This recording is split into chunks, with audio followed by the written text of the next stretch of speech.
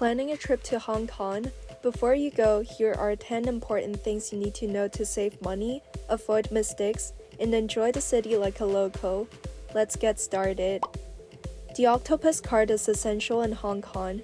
You can use it for the MTR, buses, trams, ferries, and even at the convenience stores and restaurants. Hong Kong is very cashless friendly with Octopus, credit cards, and mobile pay, but small shops and street food stalls still prefer cash. Public transport in Hong Kong is clean, safe, and efficient. The MTR is the fastest way to get around, and trams are great for sightseeing.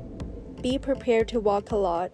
Hong Kong has pedestrian bridges, stairs, and escalators connecting different levels of the city.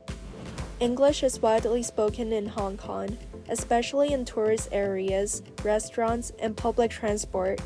From Michelin-starred restaurants to street food and local cha-chan tents, Hong Kong has food for every budget.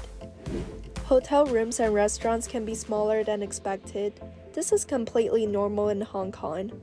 Summers are hot and humid, winters are mild, and sudden rain showers are common.